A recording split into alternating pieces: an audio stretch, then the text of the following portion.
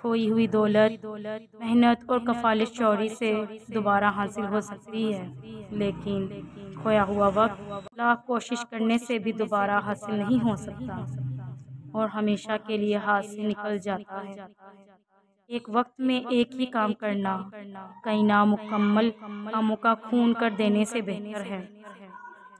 اے انسان، وقت کی قدر کر اور عمر کو غنیمت جان کر خواف غفلت سے بیدار ہو اور ہوشیاری سے میدان عمل میں خود عمل کر اور بے عمل نہ بن تاکہ وقت ہاتھ سے نہ نکل جائے۔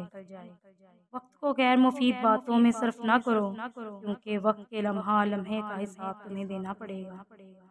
دنیا میں جس قدر کامیاب اور نامور ہستیاں گزری ہیں، ان کی کامیابی اور ناموری کا راز صرف وقت کی قدر اور اس کا صحیح استعمال تھا۔ وقت گزرے ہوئے واقعات کا ایک دریا ہے، اس کا بہاؤ تیز اور زبردست ہے۔ ٹھوکر مارنے والے ہمیشہ دوسروں کی ٹھوکروں کی زد میں رہتے ہیں۔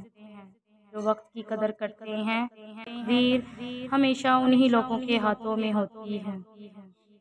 وقت ایک تیز رفتار پرندہ ہے۔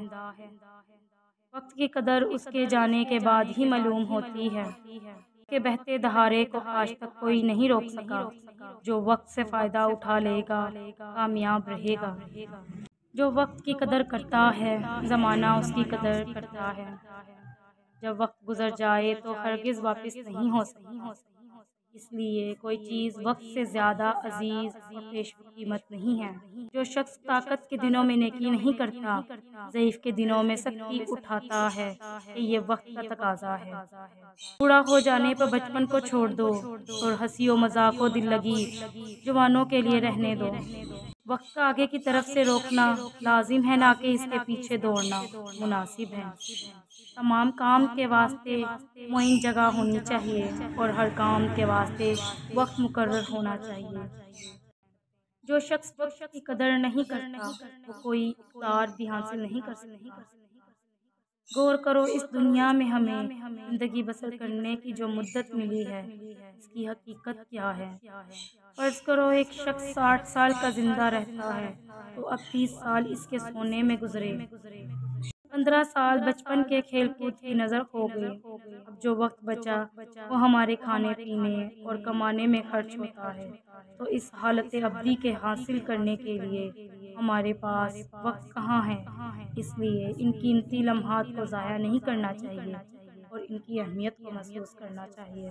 اپنے اوقات اور انفاس دونوں کی نگہبانی کرو۔